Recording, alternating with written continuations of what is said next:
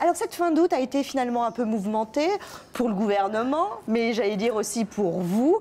Est-ce que vous finalement n'avez pas été déçu de ne pas être appelé avant que vous y êtes? Non, si vous voulez, ce que j'ai trouvé intéressant évidemment dans la séquence que nous venons de vivre, c'est le fait que très nettement on ait choisi entre deux lignes politiques. Et je pense qu'aujourd'hui, si on a une croissance qui connaît des difficultés, comme vous le savez, une augmentation du taux de chômage, c'est parce qu'on était toujours dans l'ambiguïté. Et du coup, je le vois bien dans l'agglomération lyonnaise, où évidemment il y a de nombreux chefs d'entreprise, où l'industrie reste encore très présente. Il y avait des doutes. Et donc, les gens qui auraient pu investir, aujourd'hui se disaient, bon, on ne sait pas de quoi demain sera fait, et donc, ils n'investissaient pas, ils n'embauchaient pas. Ouais. Donc ça, c'était la bonne ligne. Et pour moi, c'est évidemment ce qu'il y avait de plus important. Emmanuel Macron, c'est pas une place que vous auriez aimé avoir à sa place Oui, enfin, c'est quelque chose, l'économie, évidemment, l'industrie qui m'intéresse. Ceci étant, je pense que Emmanuel Macron, avec qui j'avais eu l'occasion de discuter, est sur une bonne orientation, qu'il connaît bien l'ensemble des chefs d'entreprise et donc qu'il mènera plutôt une bonne politique pour les prochains mois. On l'a vu, Manuel Valls a été ovationné par les chefs d'entreprise, c'est vraiment le terme, ovationné par les entreprises, les chefs d'entreprise, notamment au MEDEF.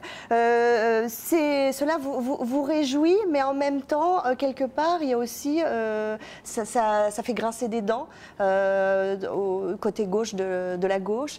Est-ce que finalement, le Parti socialiste n'est pas menacé ?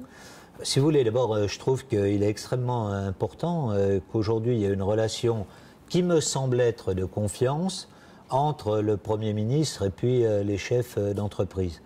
Moi, j'ai eu l'occasion de discuter hier avec Pierre Gattaz et je pense qu'il a envie de faire confiance et donc d'aller mobiliser l'ensemble des chefs d'entreprise à travers la France pour leur dire il faut y aller.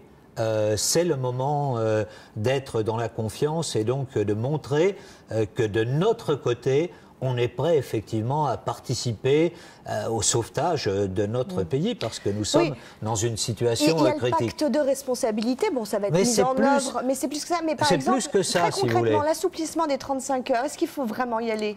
Moi, je ne commencerai pas tout de suite par ça, parce que c'est un des points les plus difficiles. Non, je pense que là où il faut assouplir les règles, c'est permettre que les entreprises puissent évoluer. Vous voyez, on est dans une période où le changement technologique est extrêmement important. Donc, il faut permettre que des jeunes entreprises naissent, et puis que d'autres se reformatent. Ça veut dire qu'on ne peut pas avoir des règles hyper complexes et une rigidité des entreprises qui soit totale. Il y a des entreprises qui doivent se restructurer, diminuer un certain nombre de leurs services et en développer d'autres. Oui, on a parlé souvent par exemple de Sanofi. On voit bien que Sanofi, ici, ils diminuent leurs effectifs, mais là, ils les augmentent. Donc il faut permettre ce mouvement, tout en donnant une sécurité aux salariés. C'est ce qu'ont bien réussi à faire les pays scandinaves avec la flex-sécurité, à la fois permettre la dynamique de l'entreprise, mais sécuriser les parcours individuels.